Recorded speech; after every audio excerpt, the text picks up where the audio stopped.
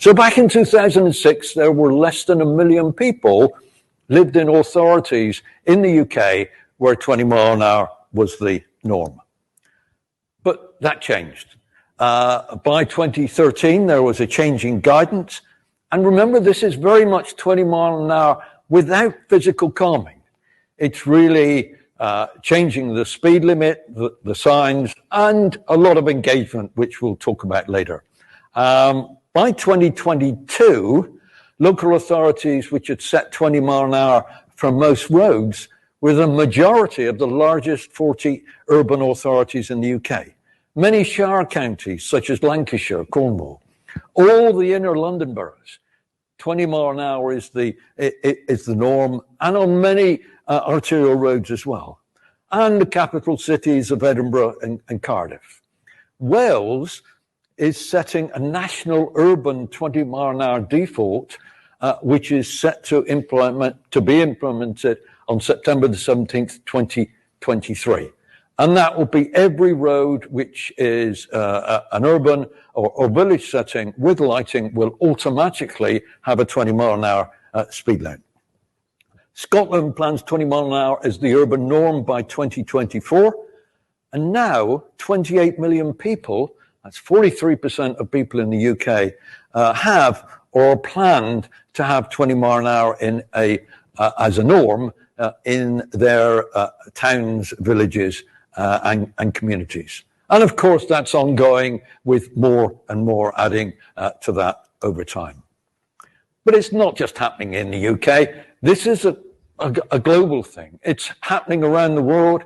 If we look in Europe, Bilbao set a 30 kilometers per hour for the entire city. Last year, in May, Spain set a 30 kilometers per hour as a national urban default for roads which had one lane in each direction. And interestingly, 20 kilometers per hour if there was no pavement or sidewalk on the road. Paris has set a general 30 kilometers per hour for most streets with few exceptions. Many French towns set 30 kilometers per hour as a default. Netherlands, Norway, Sweden, Denmark, Switzerland, and others really do have 30 kilometers per hour as a norm for towns and villages. I must apologize because I've missed some countries out here and cities which are doing this as well. And often, you know, these include major arterial routes. Here, Bilbao, a 6-lane carriageway, and London, right in its heart, a 4-lane carriageway there with a 20 mile an hour limit. What are the casualty reductions? Well, going back to that curve, which I showed at the beginning about the physics and the interaction of speed and casualties, we can expect that if we lower the network speed, reduce the kinetic energy, which there is in our towns, then we'll make a difference. And we're seeing between 20 and 40% reduction in casualties wherever a citywide implementation is put in. So, do we do it as an exception or as the norm? Well, if you do it as an exception, you're really telling people it's normal to drive 50 kilometers per hour, but only in some special places do we slow down. And that really is the wrong approach. What we do want to do is actually say 30 kilometers is the norm, and we only go faster where it's safe. Let's reverse that presumption of what is the safe and the right thing to do when we're driving. And that is a challenge because it really challenges that hegemony of the motor vehicle and say people are first rather than the motor cars. But it's the foundation for many active travel initiatives. Wales, I said, was setting it nationally, very much putting livability first. It will be the first UK nation to set a national 20 mile an hour limit. It changes that default speed limit. It's already passed the legislation for it to happen and is a planned communications and publicity program. It uses geomapping to identify where there could possibly be exceptions, and there increases resources for police, and it's supported by all the main institutions in Wales. So, how to maximize the success? Big mistake is to think of it as traffic engineering. It's about engagement, engagement, and engagement. It's about working with population and population-wide, putting everything into the community benefits context, provide value-based benefits to compliers, get that multi-agency team of people working on it, and bust the myths which there are about speed. Create that social norm that people love 30, where they live, learn, work, and shop. As I said, it's all about engagement. Can Ireland or your country be the next with a default 30 kilometres per hour? Well, of course it can. It can, if you've got no consistency in setting speed limits, you can change that. Your isolated 30 kilometres per hour, endorse higher speeds elsewhere. But the world has moved forward, and 30 kilometres per hour is best practice, and why not implement it nationally? It's cheaper than doing it in an isolated way. It's far more consistent, and you have centralized engagement, publicity, and value-based behavior change. Set that as the new norm. So, final question. If you defer the implementation of a 30 kilometres per hour limit, then how many people will be killed or injured as a consequence? How much will active travel be suppressed as a result? Because people don't like cycling or walking where there's a 50 kilometres per hour endorsement of speed. And how will you ever meet your climate change commitments if the first time someone says, well, why don't we adjust the behavior of drivers? You actually say, no, we can't do that because it's a little bit difficult. So thank you. We've got a national conference coming up shortly. If you can get to that, then great. Thank you very much for your attention. And if you love 30, then please make it happen. And please contact us, and we'll try and help you wherever we can. Thank you. Brilliant. Thank you so much, Rod. Thank you. We're going to take questions in a couple of sets. We're going to hear from Murren O'Dea next. Does anyone have any questions of clarification before we get into the discussion after Murren? Because I think there's lots of interest in what Rod said. If not, I'll pass over to Murren in just a second. But Rod, I think it's fascinating. One of the things that we did, those of us who were on the walking tour of the pub area in Dublin last night, was one of the things that was pointed out was the speed of the vehicles on some of the main roads, and how actually in areas where people are kind of interacting and socializing, although some of the side streets have slower speed limits and are pedestrianised, actually in some of the main roads or roads that you've got to get across to get to those areas, the speeds are still really quite high. And having that blanket policy is one way to ensure that all of those areas have speeds which feel safe and actually allow you to access the city. Really interesting questions I'm sure we'll get onto around the politics of it, the practicalities. Rod's got a wealth of experience, but I'll pass over to Murren next. So Murren's from Love 30, the campaign for 30 kilometre hour speed limits in Ireland, and is also a long-term member of the Dublin cycling campaign as well. So Murren, I'll let you introduce yourself some more. Hi, good morning, everyone. So as Richard said, I got interested in 30 kilometre per hour speed limits through cycling advocacy. But the more I found out about it, the more I realised they had the potential to create more livable communities that encouraged all forms of active travel. So I'm going to talk today about the situation in Ireland and attempt to answer the question about how much do 30 kilometre per hour speed limits affect walkability. So Love 30 is we're a small voluntary advocacy body with a flat structure, so we don't have any particular roles.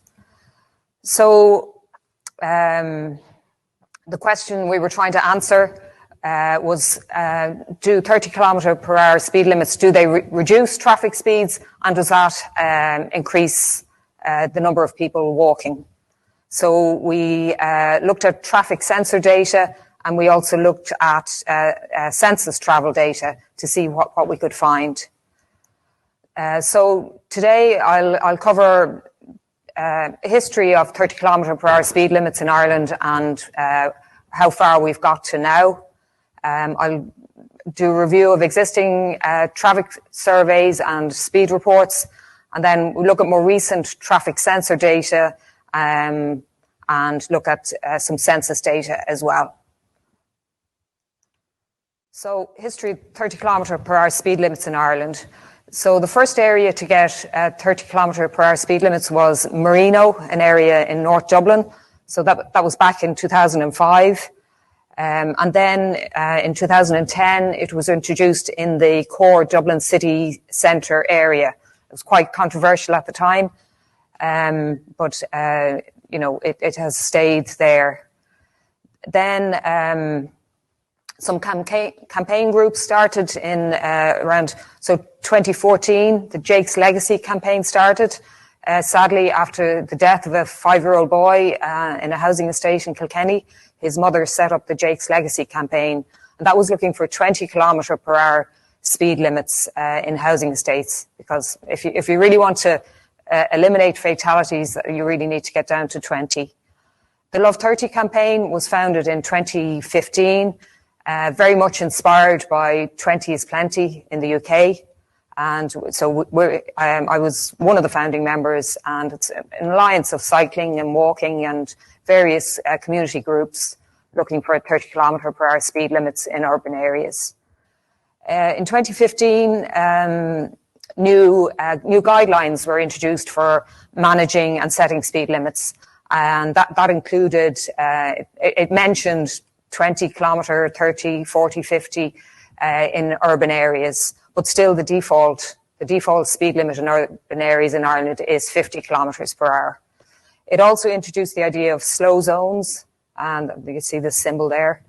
And but one of the things in the guidelines it says is that urban speed limits should be self-enforcing. So local authorities have been reluctant to introduce 30 km/h, except where traffic speeds are already at that level, or where they can introduce traffic calming. So we're now in 2022, 7 years later, and I'll just give a quick review of where we are in terms of 30 kph in Ireland. So I've 4 slides here. There's 31 local authorities in Ireland, divided into 4 provinces. So in these charts, the blue is good. That's where we have 30 kph. Amber is where there's some, and red is where there's no 30 kph. So we looked at each of the local authorities and whether they had 30 kph in housing estates, on other residential roads, around schools, and in town, village and neighbourhood centres. So what we see, so we have 30 kph in a lot of housing estates, but outside of that, the situation is pretty poor. And it's particularly worrying to see so few 30 kph zones around schools. And as we go through the rest of the country, it's pretty much the same picture.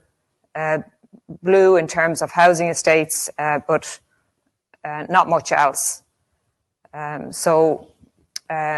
Same in Leinster, where Dublin is situated. So it means that people don't really have safe routes to work or to college, or children going to school. They're unlikely to have 30 kph on the full route. So it's very patchy, it's very inconsistent, and it's difficult for motorists to follow. Unless they're going to really carefully look at every speed sign, they're not really going to know what the speed limit is.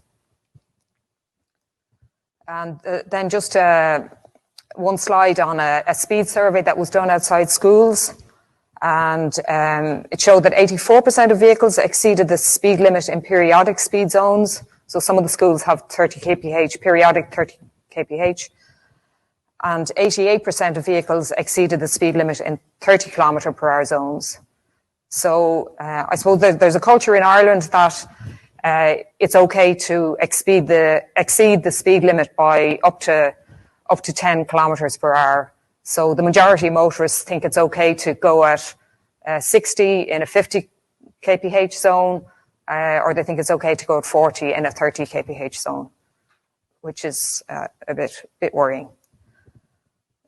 So we took a quick look at what speed surveys had been done before and after the implementation of 30 kph. So as I mentioned, Marina was the first area to get 30 kph in Ireland. The speed limits, the average traffic speeds were in the mid-40s in 2004 before it was introduced. And then in 2016, it had gone down to 34, which is a pretty good improvement. And the number of collisions reduced dramatically. The total cost at the time was 1.1 million for signage, traffic calming. So it was a very good value development. Then when there was an expansion of the 30 kph in Dublin City in 2017, and they carried out speed surveys before and after. So the blue is the average vehicle speeds before the introduction, and the orange is afterwards. They did speed surveys in 40 locations and found that speeds had decreased in 31 locations, which was a good result with just signage. Unfortunately, the speeds went up in a few locations, but I suppose that would be an indication of where traffic calming would be needed. And then you can see the green line is the 30 kilometers per hour. So unfortunately, most motorists are still exceeding the 30 kph. That was the south side of the city, similar picture on the south side. Another source of data is the Dublin City do canal cordon counts, traffic counts every year. They've been doing it since 2006. So the city centre is surrounded by 2 canals, so they do traffic counts at all the bridges. So we can see there has been a fairly impressive increase in people walking. So 60% increase in pedestrians between 2010 and 2019. So 2010 is when the 30 kph was introduced in the city centre. So 60% increase is pretty good. So there was a 9% increase in the population in that period. Okay, so then we get on to some more recent traffic sensor data. So there is a project in Dublin, the We Count project. It's organised by University College Dublin. And they gave out Telram traffic sensors to citizens who installed them on their houses, and they counted the numbers of pedestrians, bikes, cars, and heavy vehicles on their roads. So the sensors provide counts, and the V85, the measure the average traffic speed. So we analysed a year's worth of data from all sensors within a 3-kilometre radius of the GPO in the centre of Dublin. So we extracted the V85 and the percentage of pedestrians counted each day. So we plotted out the data. Across the x-axis we see the vehicle speeds. And on the y-axis, we see the proportion of pedestrians. So each dot is a result from one of the sensors. So, okay, hard to follow on that one. So we averaged the data, and so we can see that the highest percentage of pedestrians is in areas where the traffic is going at between 20 and 30 kilometers per hour. So that's where we see more people walking as a percentage of the overall traffic. And then drops off quite sharply then once the traffic speeds get higher than 30 kph. So that's a kind of a strong indication of the types of streets where people are happy to walk. We just took one look at Strand Road, which was a controversial street where there were plans to introduce a 2-way cycle route, which would have made it one way for traffic. That was rejected, but what they did do was introduce 30km/h speed limits, and that had a significant impact on the traffic speeds, bringing the average traffic speed down from 50.5 to 37.5. So on its own, that has made a big improvement on that road. I'll just quickly go through the census data. So unfortunately, we were due to have a census in 2021. It didn't happen because of the pandemic. So we just had data from 2011, 2016. And most of the 30 kph zones were introduced after 2016. So what we found, there was a couple of towns that had 30 kph introduced. We didn't see much of a difference in terms of people walking, but both of the towns had high numbers of people walking, both before and after. So in summary, the situation in Ireland, so we have 30 kph in all local authorities, but it's mostly restricted to housing estates. So it's very patchy, it's hard for motorists to know what the speed limit is, and it means that people don't really have a full safe route to their destination. So in common with 20 is Plenty, the Love 30 campaign is looking for a default urban speed limit of 30 kph because it's the most cost-effective way to introduce it, and it also makes it easier for everyone to understand what the speed limits are, and it provides full routes for people to their destination. So we also saw that the Telram data showed that highest number of pedestrians on streets where the speed limits are between 20 and 30 km/h. So we need to get to a situation where if there's a 30km speed limit, that motorists are actually obeying it and not going at 30 plus 10. And then we're looking forward to seeing the latest census results, and we hope that will show increases in people walking and cycling. So thank you very much.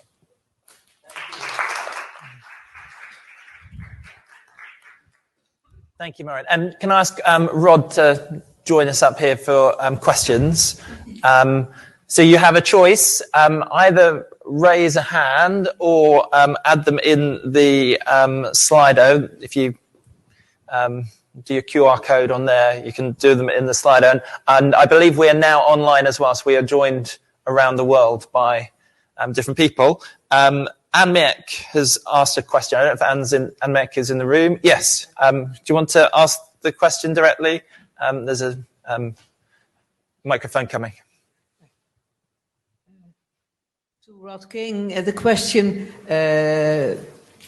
is it enough to make the signs 30 kilometers, or is it really needed to make other measures? When I heard about Ireland, it's 30 plus 10.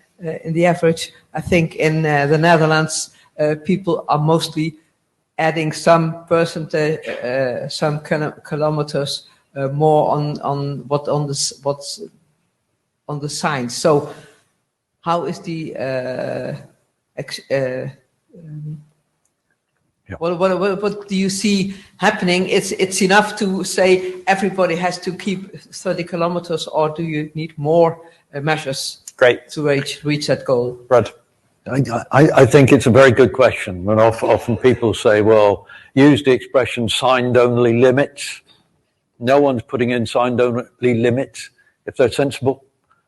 What they're doing is engaging with the public, talking about the travel problems which they have, talking about the over-reliance on cars for transport, talking about the over-reliance on cars to take children to school because they don't feel it's safe. It's that engagement which is crucial, both in the political process of changing the speed limit and also in that post-implementation when you do that engagement, which explains why we're doing this and explains the benefits of it and actually shows this is not something which is, if like imposed, this is something which would freeze our communities. It frees the elderly person to walk to the shops each day and keep their independent mobility. It frees the child, right, from having to be taken to school because by car because the parent fears the speed of traffic on the roads. This is all the sort of engagement which takes place which we need to have in our communities. A grown-up talk about the fact that, you know, going faster between one set of traffic lights and another set of traffic lights is not going to get you where you want to go any quicker. It's how long you're stopped at those points which determines your traffic times. And this, as I said, it's about a grown-up conversation. It's involving politicians, involving the public, involving NGOs, involving public health organizations, who in the UK have been a key driver, and through the World Health Organization globally, to actually say, we need to transform our cities and villages from places where it's only safe to go by vehicle to one which is inclusive and says, we're safe to go by walk or cycle or whatever. Brilliant. Does anyone else have any follow-up questions? Any other questions? Raise a hand. Okay, we've got 3 hands. Let's start with that gentleman in the striped shirt. Sorry. Thank you. My question is, which would be the best way to enforce the speed limits? Because the first step is to set the speed limit. But as the surveys by Marianne showed that nobody was respecting the limit. So is it street design, police enforcement, speed cameras, even speed governors inside the cars? So how we can enforce this? Okay. I think, again, it needs to step back and talk about compliance rather than necessarily enforcement, because that's the objective of enforcement. And in doing so, you have to, again, start off with that value-based judgment. You have to move the discussion away, I think, from, you know, that very negative road safety, if we slow down, we're less likely to kill somebody, into actually, if we go a little bit slower, our whole community is going to be a better place. We can interact with our neighbor better, who we see walking along the street. And there are also some things here. If you make it wide, you make everybody understand that 30 kilometers per hour is the limit wherever there are people, unless we actually indicate a higher speed. The second thing is, various things are coming in. You only need a small percentage of the driver population to be adhering to the speed limit. Again, adopting that value-based judgment. This is the speed limit, I'm going to do it, right? And in an urban environment, other vehicles have to follow.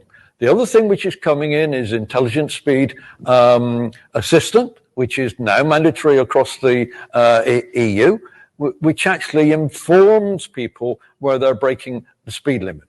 Again, it means that breaking that speed limit, instead of being an accident, drifting above the speed limit or not knowing what it is, breaking the speed limit becomes a conscious choice to drive illegally. Right. So again, there's a difference there.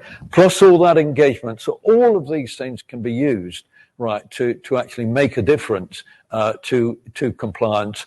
Plus, of course, automated enforcement is getting much cheaper to do. There are various technologies coming along which will actually make that much easier for authorities to do. So you take all of those into the mix and you combine them together, and you align all those agencies as well: police, public health, social services, education, and so on, with your aim of transforming your community public spaces. Brilliant. Thank you, Rod. Just because of time, we may only have time to take 1 or 2 more. There was one on that side. I mean, I don't know if this is for Murren, but let's see. Yeah, I think both. So I think it's a similar question to what everybody has here, which is like we're looking at this in Dublin as well, and I think as Murren mentioned there, our national guidelines would say that it's the road design is meant to be enforcing the speed limit rather than the sign itself, so that we're sort of somewhat constrained in how we can reduce speed limits because of the idea that the design of the road itself has to be conducive to that particular speed limit. So I think that's like just kind of teasing out a little bit more about what it is that is the difference between successful. And you can see even when we're in one of the slides there, some of the reduction in speed limits are successful and you're even getting people down even to that 30 kilometers an hour. Some of them are not. And our thinking in Dublin at the moment is that it is the design of the road, it is how wide the lanes are, it is whether you're using chicanes, you're using ramps, you're using other traffic calming measures, that is the difference between a successful 30 kilometers an hour limit or a non-successful one. And I guess I'm just trying to tease out a little bit more about what the evidence would show about that. What are the kind of the key formulas? Is it, and I noticed with the example that was given from Bilbao there of multi-lanes going one direction with a 30 kilometre an hour speed limit. I think our thinking in Dublin at the moment is that is an ineffective, that would not be an effective speed limit. So what is the evidence around those ones? Should the first step be to reduce those road widths so that we're just one lane before we look at, or in at the same time as looking at this change in speed limit? Yeah, I think it's just a very live conversation in Dublin at the moment as well. I think that's a question that lots of people have. Maura, do you want to give that a go first? Or? Yeah, I mean, firstly, we say that, or it says that urban speed limits should be self-enforcing, but we don't really apply that rule to any other speed limits. So, it's easy to go at 140 on the motorway. So I don't think we should be applying that criteria. I think one thing is that it needs to be simple for motorists. So, the frequent changes of speed limits and the proliferation of signs makes it very confusing. So if we can at least make it simpler for motorists to know what the speed limit is and have wide area speed limits, that will make it simpler. I'm not sure really then where the next step is. I had an interesting experience this morning coming in on the bus. The bus was travelling at 50 kilometres per hour through a residential street, which had a 50 kilometres per hour speed limit and speed bumps. So the street had been designed for 30 kilometres per hour, but the speed limit had been set for 50 kilometres per hour. That was a complete failure because the bus was slowing down, accelerating. I don't know how much the emissions went up because of that, but it wasn't very comfortable on the bus either. I think we have to move away from thinking our speed should be related to the width of the tarmac and thinking that our speed should be related to the presence of the people, because that's what speed limits are about. It's not about how fast you can go on a road. It's about how fast is appropriate on the road. And that really should be determined by people rather than what some designer decades ago thought was an appropriate width of the road for its use then. And again, you have to set those values correct across society. And you do that by setting a 30 kilometres per hour limit. And once you've got that as the foundation, then you can start to say, we can actually do some other interventions. It might be a planter here or a planter here to make it look a little bit more human rather than just concrete and tarmac. It may be that there's a reduction in the width of the road.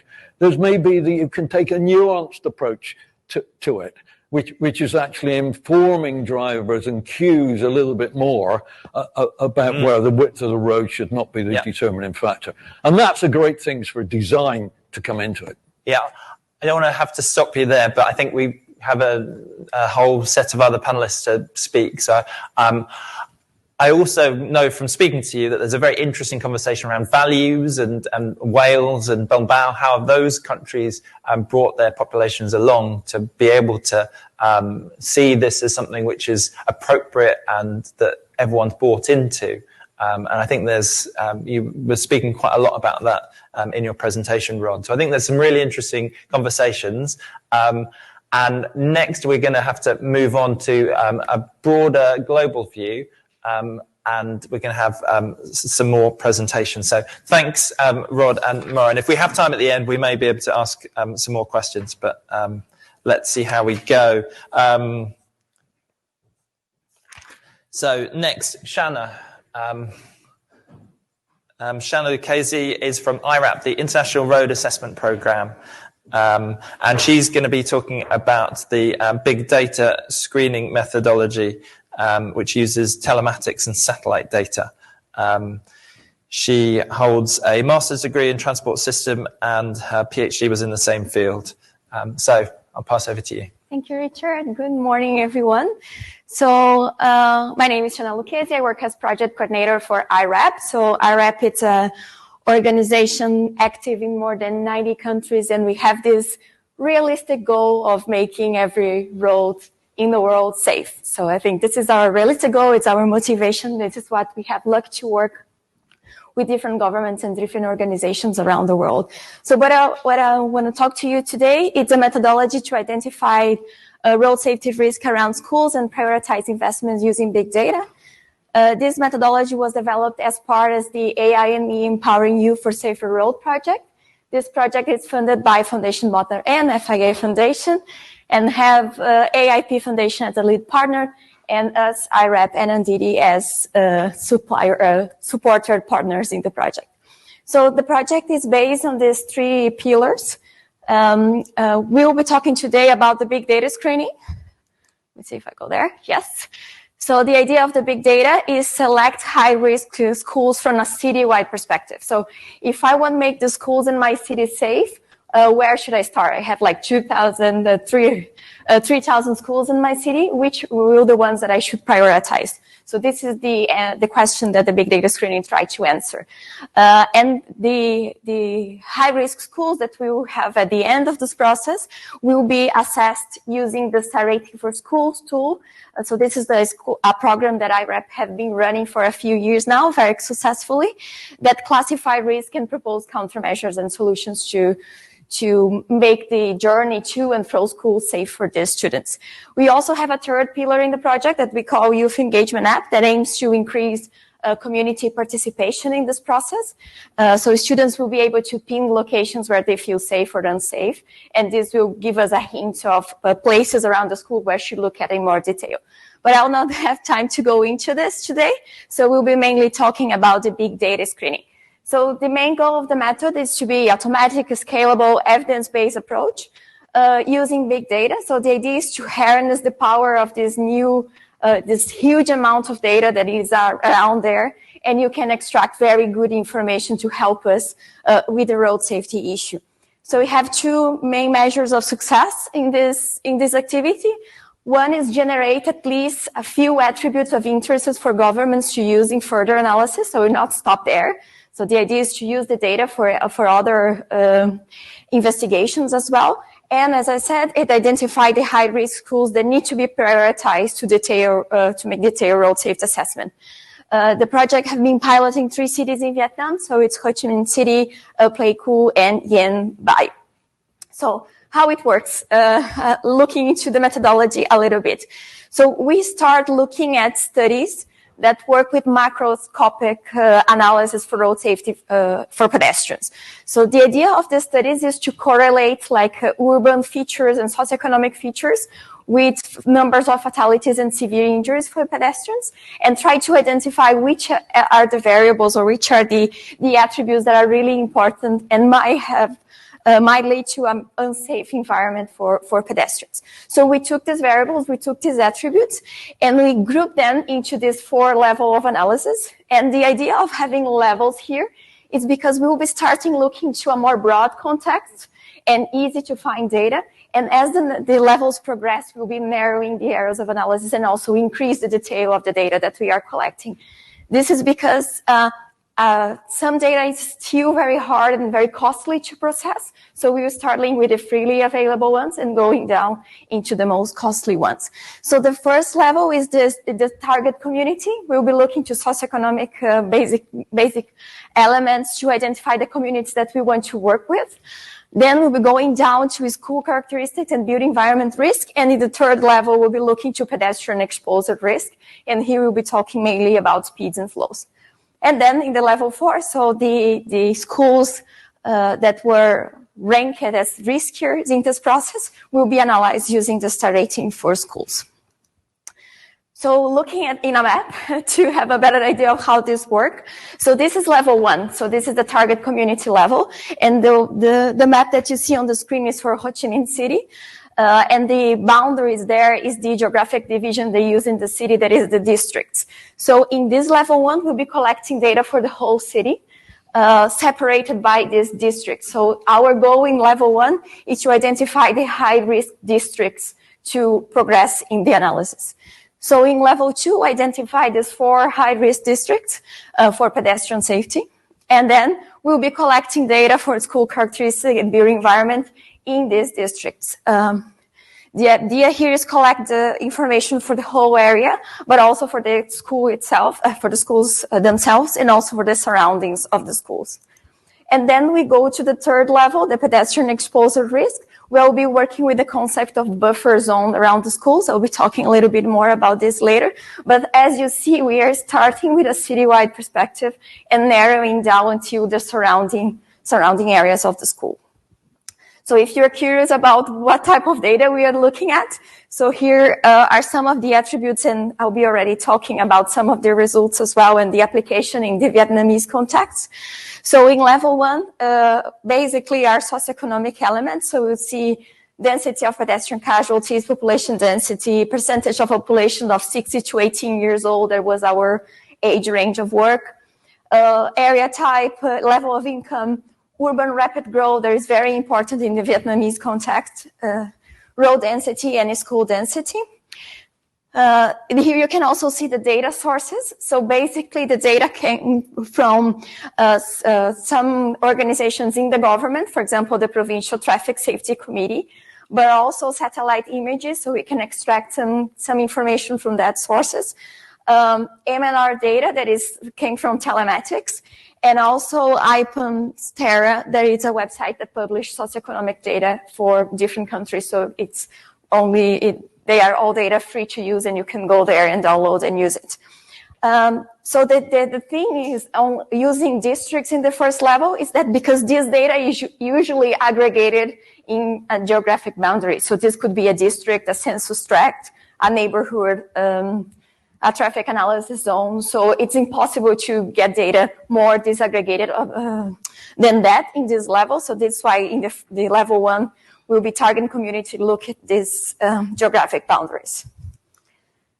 So in level 2, going down into the school characteristics and built environment, then we'll have kilometers per road type. So the number of kilometers that we have in expressway, arterial roads, local roads.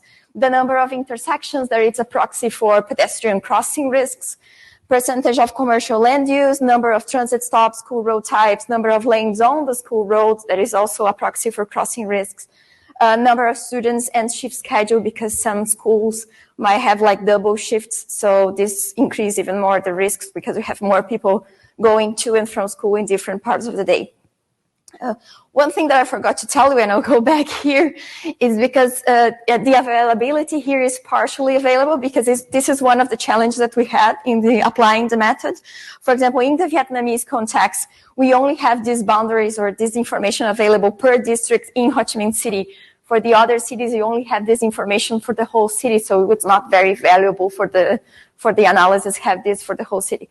So we only use level 1 target community for Ho Chi Minh, but the level 2 and level 3 was applied in the 3 cities. And here, to already talk about something that will come to the next slide, there is the buffer zone. So how we select this buffer zone. The idea of the buffer zone around the schools is to be the school's geographic enrollment boundaries. So it could be like a simple radio around the schools of 50 meters, 100 meters to 200 meters, depending on how much your community walked to school. But you also need to take into account, for example, geographic boundaries that stop people to walk, like train lines or rivers or things like that. But you can also do more detailed analysis and look to areas that connect, like parking lots and other designated students drop-off zones, or carry high pedestrian flows in the catchment area. So the idea of this buffer zone is really select the areas where most of the students will be walking to the school. And in these areas, we'll be looking to speed and flows. Here, the data came from telematics. So we are using TomTom data here. We are looking for the average value for roads inside the school buffer zone, but also in the school road, like where is the entrance of students in that school.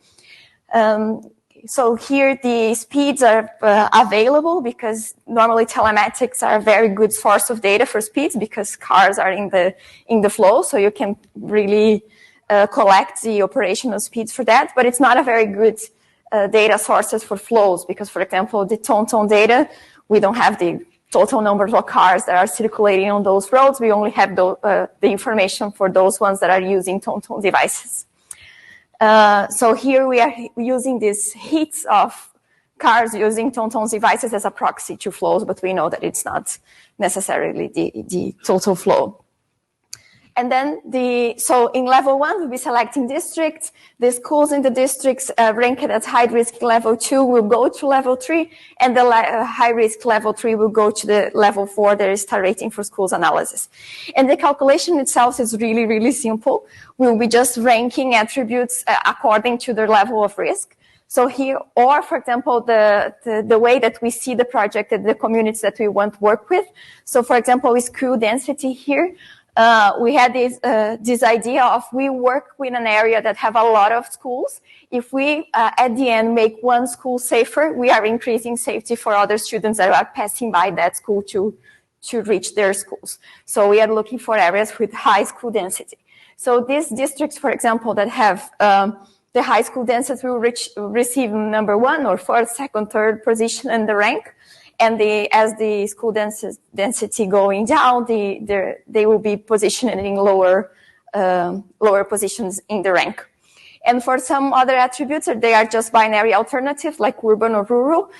For this project, we will focus on urban areas. So urban areas will receive number 1, and the rural areas will receive the last number. So for example, if we have 7 districts, we receive number 7. And then for all the attributes that we have there, we will sum this, and then these smaller numbers means that that district or that school have more risk attributes to work with. So I'm running out of time, so just going down for you to look at the results. So this is the results for Ho Chi Minh City as well. So all the schools where you have red stars are the one classified in the risk, is the one that you see in the table as well. And these were it's our priority schools to the more detailed assessments using star rating for schools. So the next part of the project will be really going to the environment of the schools, collecting new data and classify risks and propose solutions together with local governments to change the reality and the safety around these schools. So I was supposed to have a QR code here, but it's not. So if you want to know more about the methodology, get in contact with me and I can share the report where the full methodology is described and all the evidence behind this and why we choose these attributes is very well described in the report as well. So get in touch. Thank you. Brilliant. Thank you, Shanna. Does anyone have any quick questions of clarification? I realize there was a lot of technical detail in there. So is anything we can, you can touch base with that offline. But yes, there's one question at the back over there. And then after that, Sonia will come and speak to us with some detailed experiences of a road safety scheme in Mexico. So just ask your technical question, if you will, please. Thank you. Very interesting presentation. I'm just curious because we're doing something similar analysis in Rotterdam. If you made a separation between primary schools and secondary schools, because I saw your age group was 6 to 18, but if there's some difference in prioritization for safety around primary schools versus secondary? Yeah, for sure. I mean, the way that you select the data, of course, will have different implications on the results, especially as you mentioned for population density and so on. There are a lot of other attributes that could be included in here. Like, for example, if you have information from census data as the kids travel to school, for example, this is something that we would not have because this might be different from primary schools and older students, right? So if you are looking to younger kids, they probably go with the parents to the school, maybe on car or depending on the reality. And older schools can go to the school on their own, and so they have a different in the travel modes as well. So you can include that in the analysis. But here, of course, and I think I don't mention, IRAP is really focused on infrastructure. So make the countermeasures and the proposed solutions that we will do for the schools that really focus on infrastructure. So that's why we try to look at these types of attributes in the analysis as well. But I think yes. In the case of Vietnam, they are also mixed. I think this could be different in other contexts. So you can have like primary schools more located in different places and so on. So this, of course, will affect your results. It was not the case here because they were kind of mixed in the urban environment. But in this case of other realities, maybe maybe will affect the results. Thank you. That's fascinating. We will see if we have time for more questions to everyone at the end. Just in terms of time, I'm going to pass over to Sonia Aguilar now, who's Road Safety Manager at the World Resources Institute in Mexico. I'll let you introduce yourself some more. Thank you. Well, thank you very much. I'm very pleased to be here and to share the experience of Colima. It's a road safety project supported by the Botnar Foundation and the Global Road Safety Partnership that has been developed by the World Resources Institute in place in Mexico. Well, 1 year back, the right of mobility was approved in our country, in Mexico. So this project is based in the right of mobility, the right of the cities, the right of the citizens. About us, as an organization, we work mainly with decision makers and also with leaders to create actions and policies and strategies and projects that can change the world. So we have this theory of change based in count it, change it, scale it. So I will share with you how we apply this methodology for the case of Colima. Something very important is that all our mobility and road safety actions are based in a 000 vision. This means we seek to reduce injuries and deaths to zero. We seek for zero exclusion and zero emissions in all our projects. Regarding the context of Colima and where it's located, well, if you see the Pacific Ocean very near, then you will get to Colima there. And it's a small city and a small state with around 700,000 inhabitants. But something very important is that almost the 40% of them are under 25 years old. Regarding the context and the problem, where we are talking about road safety, and something very, very important is that this context around the world is replicated in Colima, but also in my whole country, in Mexico.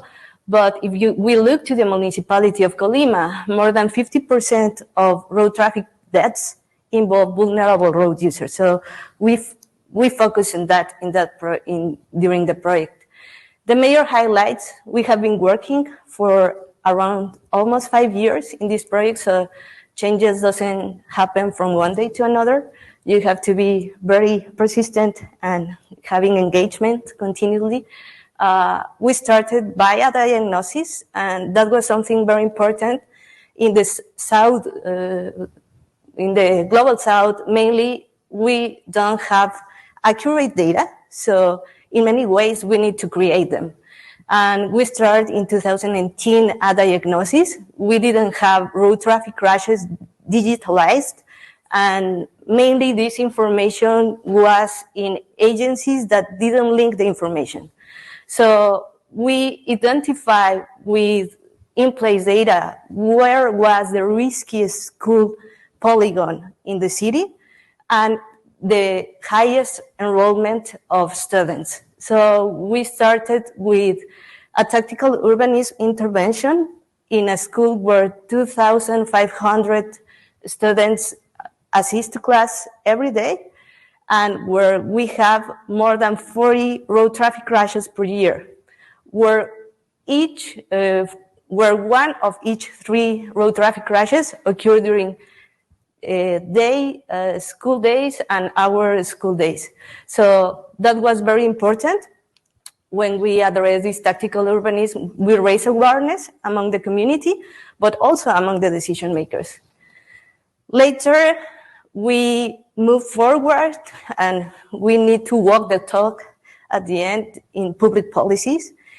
We created the first state road safety regulation in our country, which addresses that speed limits must be 20 kilometers per hour in urban equipment, such as schools, hospitals, and parks.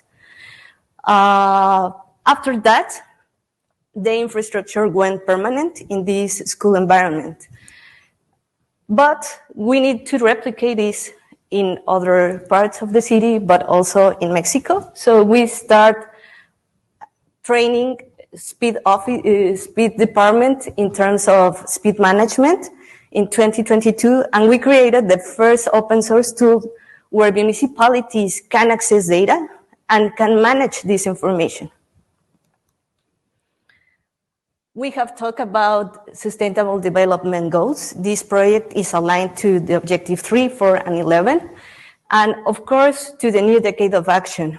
So I will give an explanation on what do we do, how do we do it, and who are participating in it. So in our case, we are a local context implementation to an international context, and we are in partnership with public sector, private sector organizations, and community.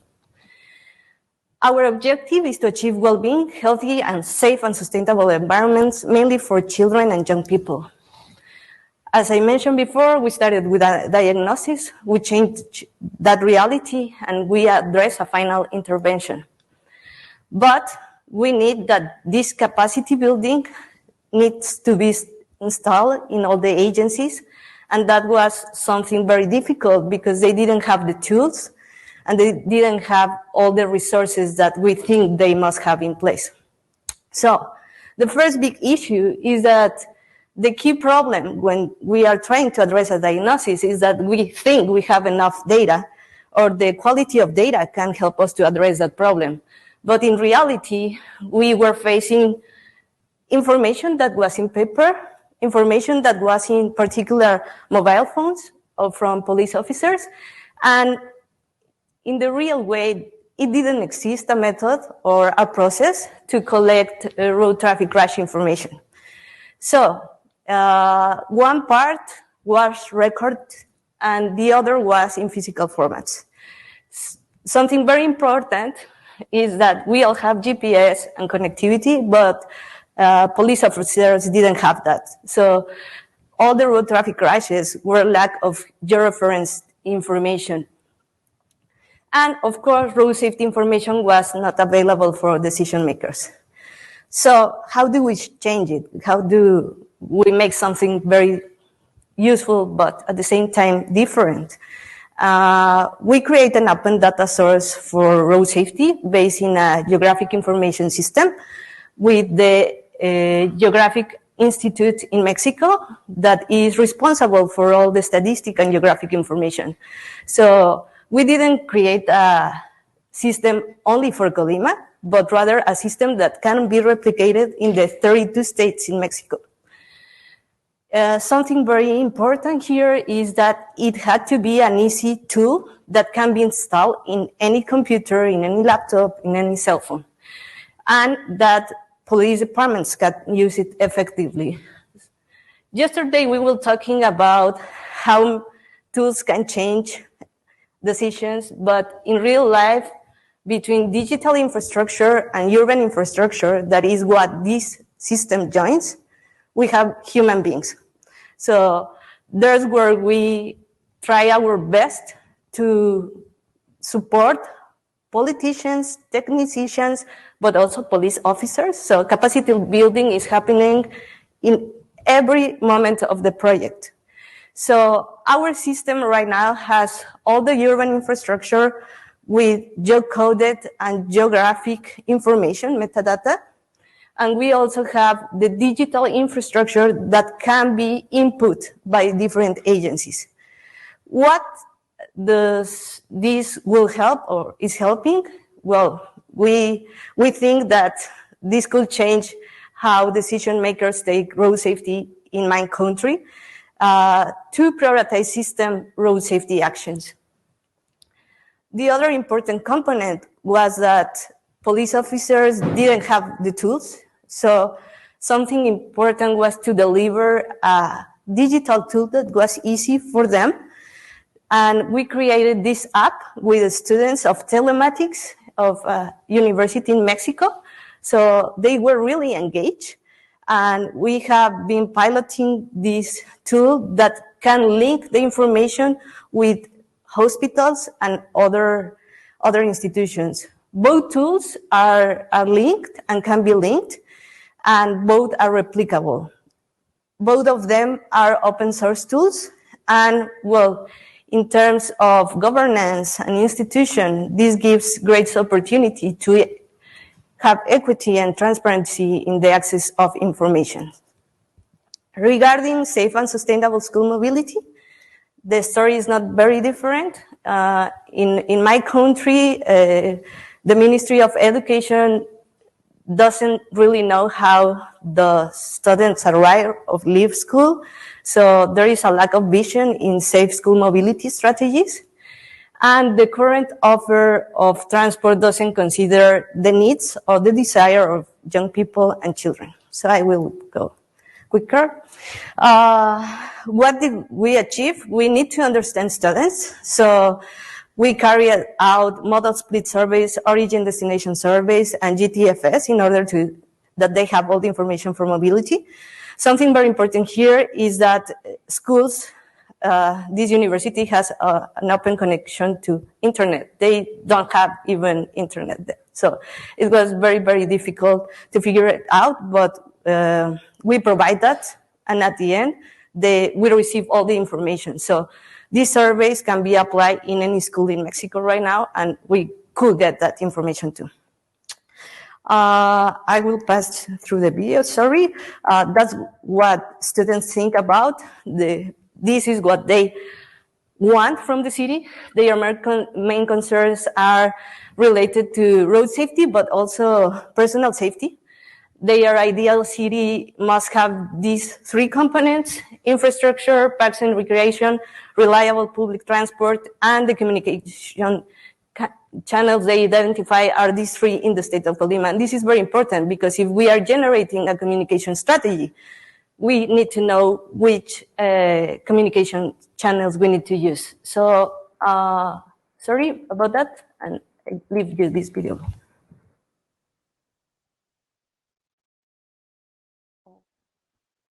Out of sound.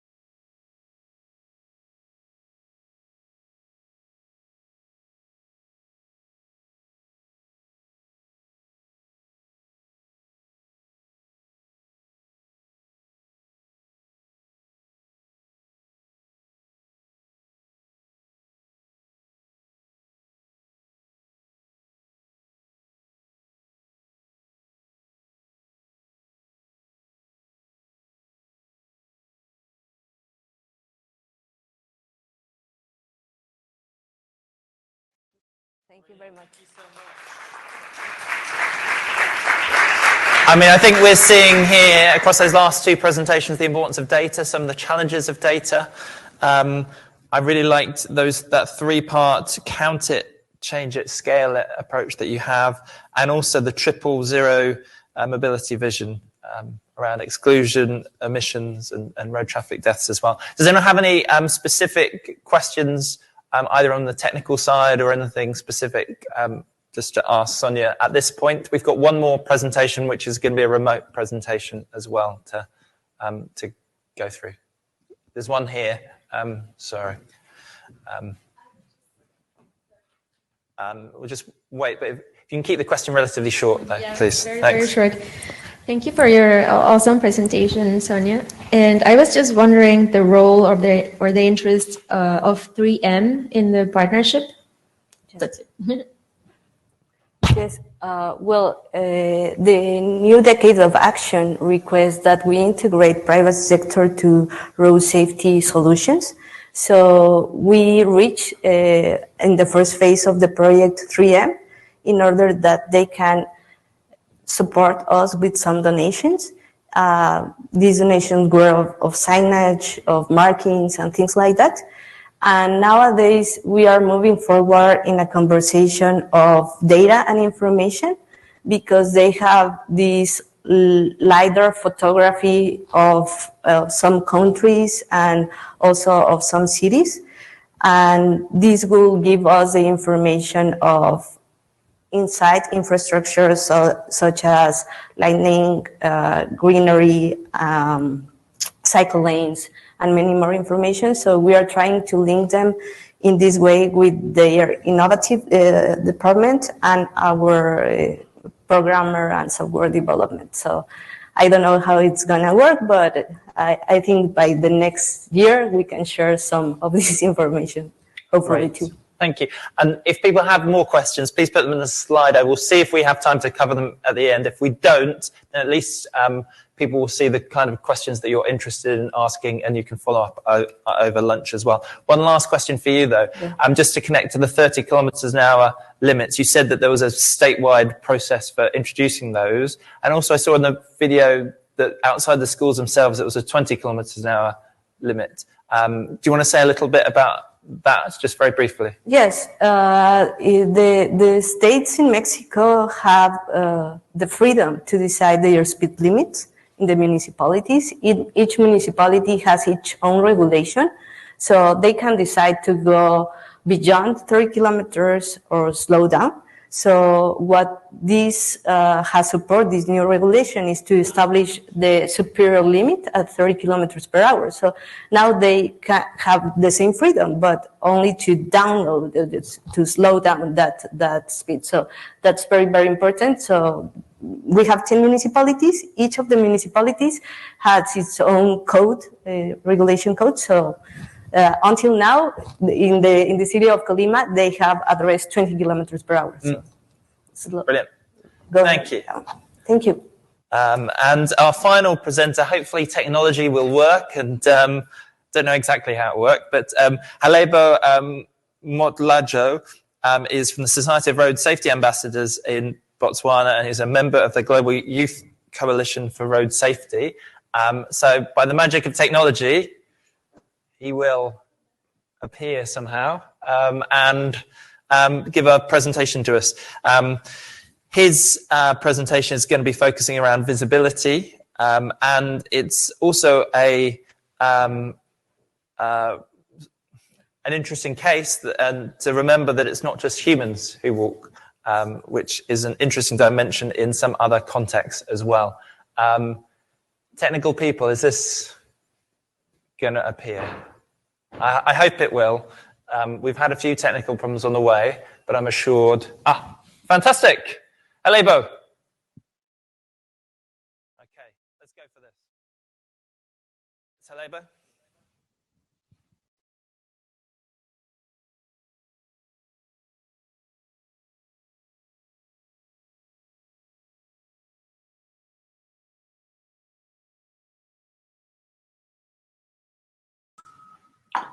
Hi, Halebo. Can you take yourself off mute so the icons underneath, there's a little microphone, if you hit that.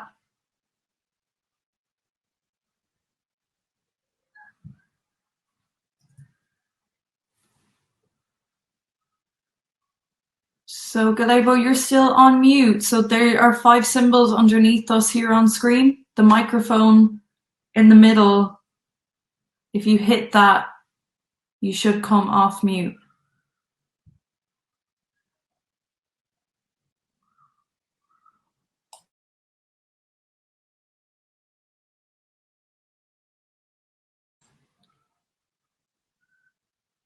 And if that doesn't work, will you hit refresh and just refresh your screen?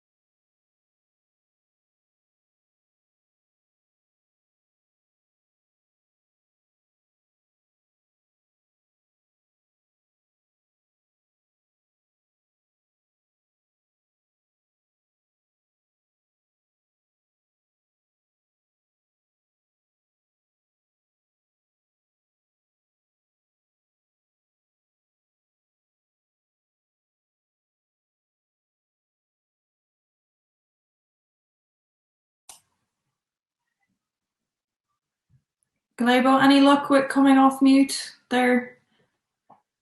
No.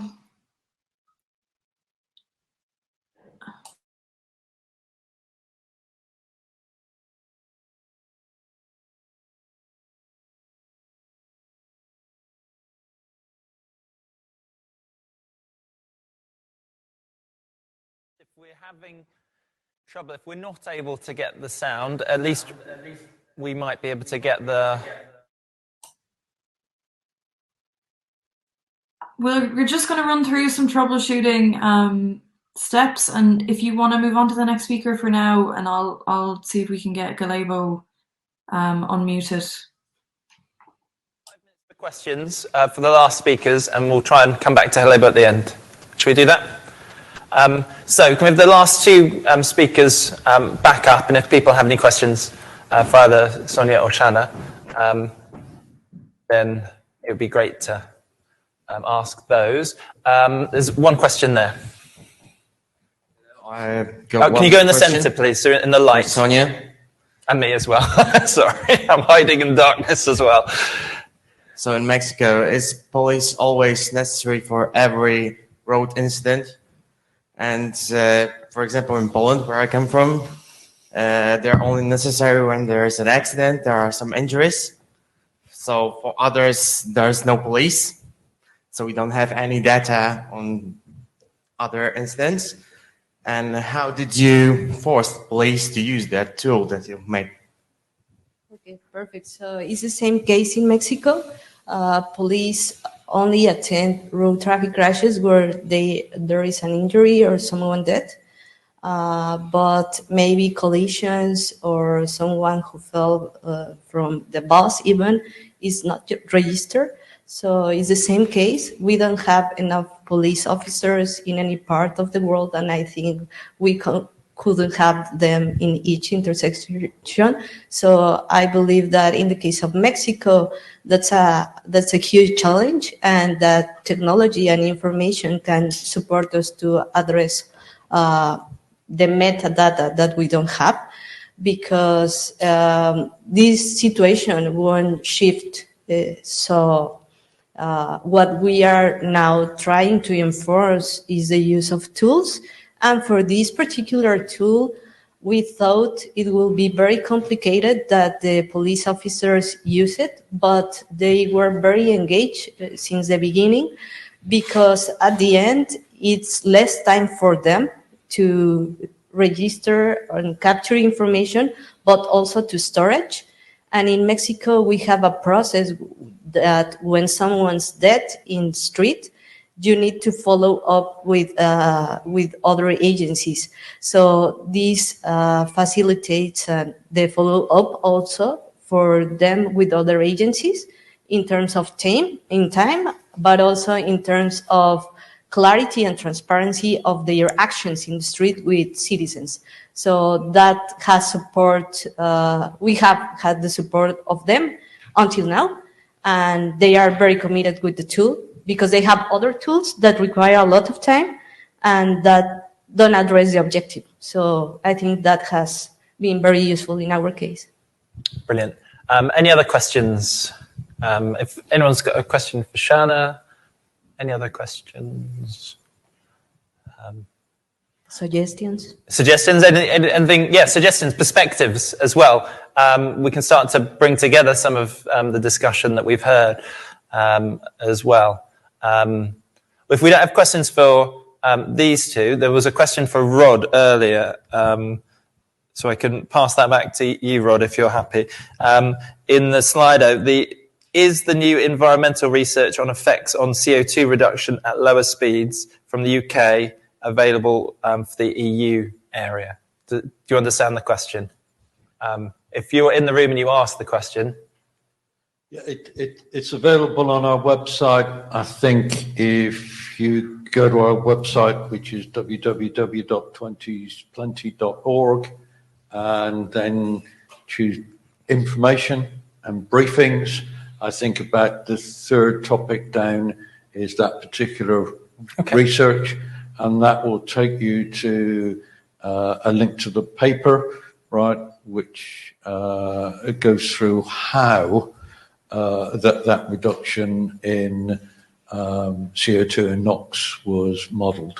Fantastic. Another question from Connor. Is it worth considering in-between speed limits such as 40 kilometres per hour on certain roads?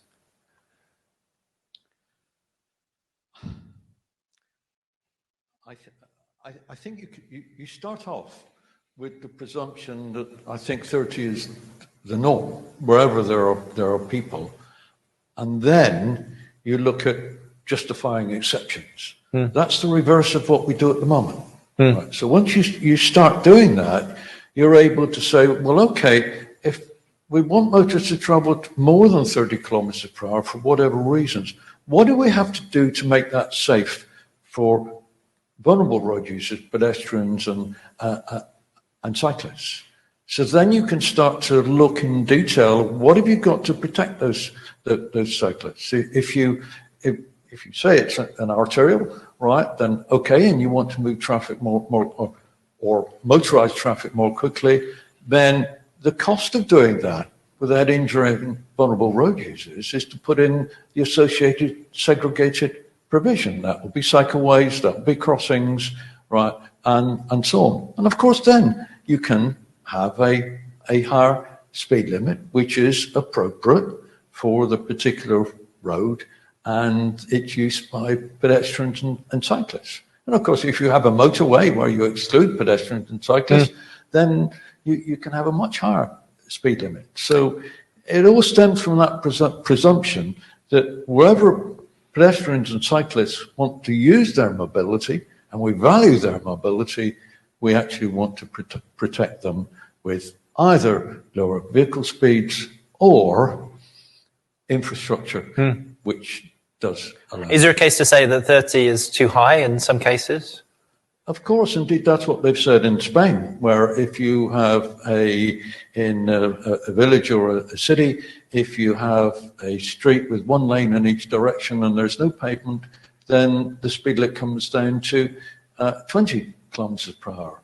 In the City of London, that's a very central square mile of London, they've set a 15 miles per hour speed limit, right? So, of course, you know, there are many places, and particularly, I guess, home zones where you can look at a much lower speed than 30 kilometers per hour as a limit.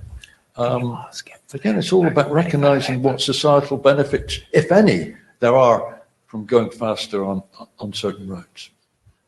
Okay, brilliant. I just want to double check whether we are likely to get our online speaker. Can someone give me a thumbs up or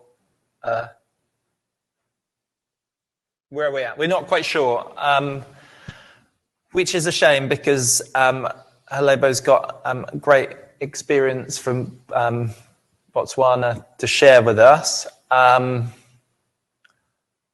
Does anyone else have any comments just on this whole discussion before we can see? The next session is not due to start until 2 o'clock.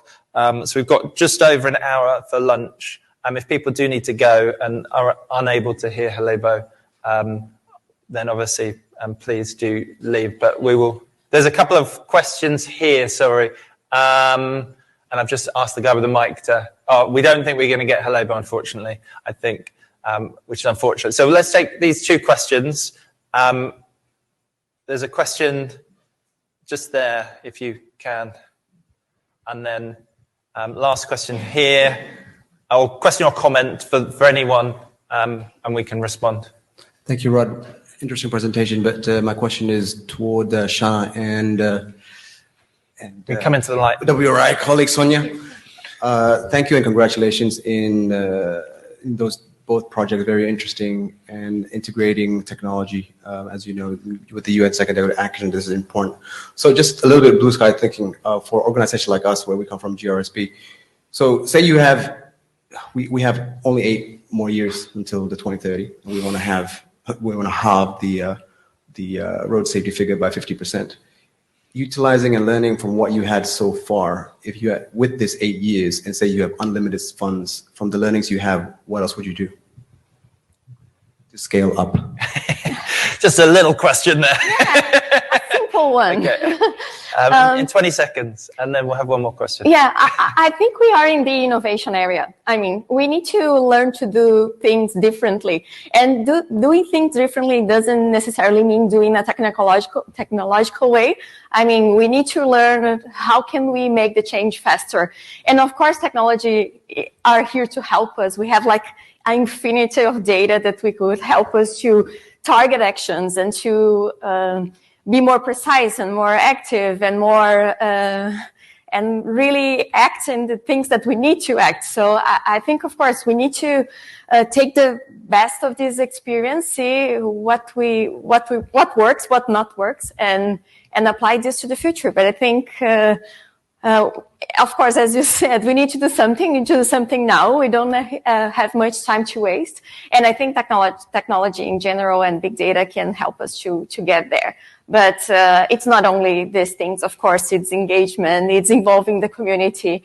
We have so much work to do. So I hope, and I think the session is very good for that. We are all here speaking for road safety and for reducing speeds and for making cities more human and more adapt to people. And if we all agree that this is our goal for future, we just need to do it. So I think we already set the pavement. We just need to go into actions right now. I don't think I really answered your question, but this is just a general thought. Yeah, well, something to discuss over lunch, I think, and for the rest of the conference, I think we'll be hearing about as well. One last question.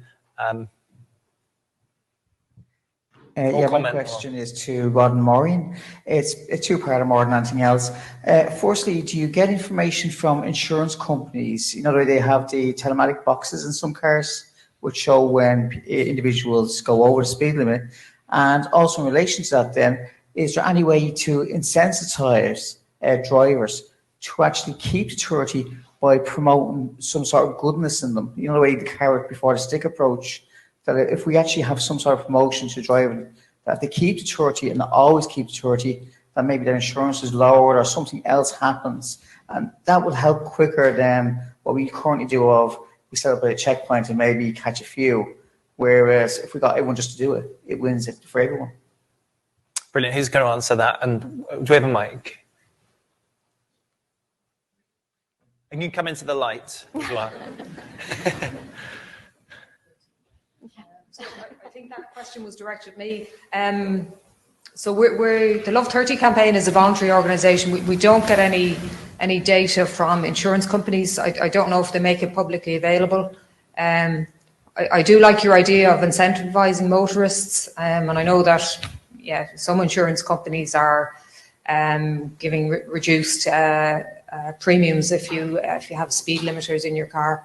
I think it's huge potential for that. I think Rod mentioned some of the technology that's coming down the line, so I think that's a great idea.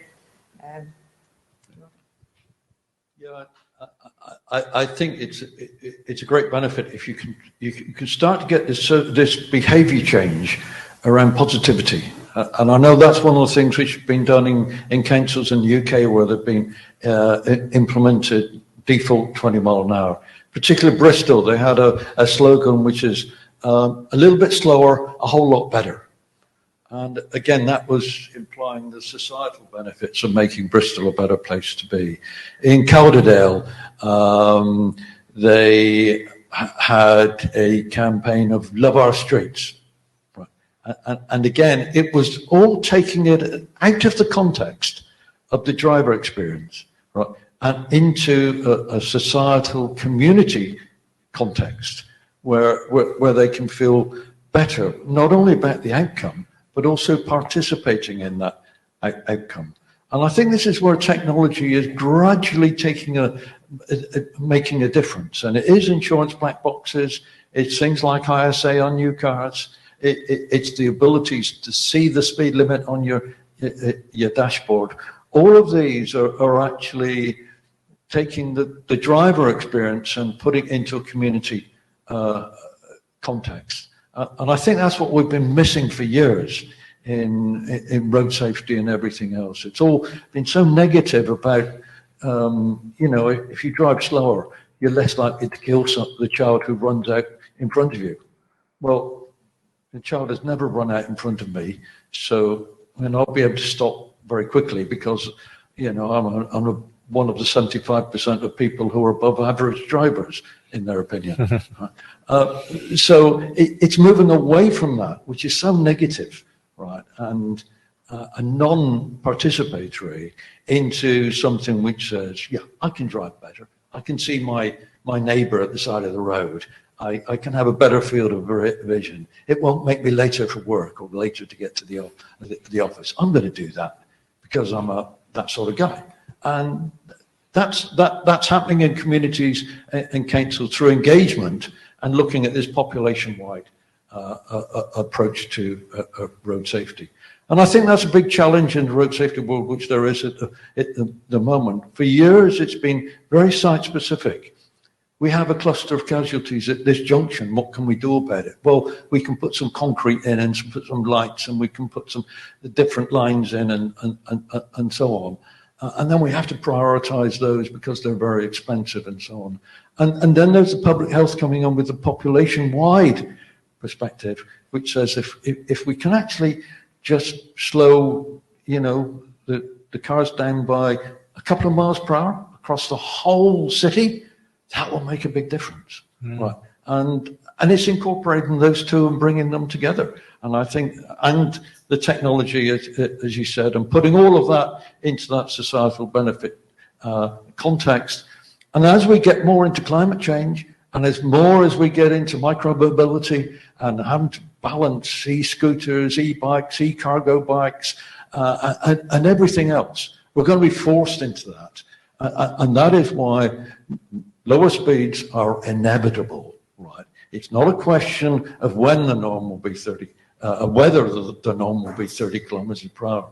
It's when and the progress we make in that time, which determines how good our places will be to live. Great. Well, thank you. Just about to wrap up and thank our speakers. So let's thank our speakers. Halebo's just appeared. Not quite sure what the thinking is.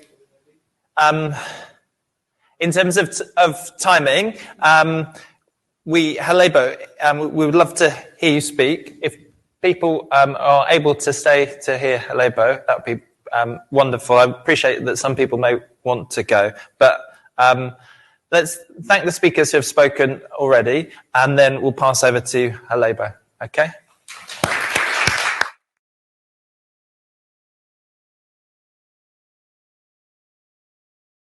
There, and you can do a short 10 to 12 minute presentation. That'd be amazing. Hello. Hello. Hi, sorry, I'm part of the Catapult team. Galebo, I don't think your microphone is going to work, so I think we'll just leave it there. I'm very sorry, Galebo, that you weren't able to present. Halebo had a really interesting presentation around the work that they've done around visibility around schools. Yes, it's a shame we couldn't hear from him, but thank you all for coming and for your questions and interactions, and I hope you have a good rest of the conference. Thank you.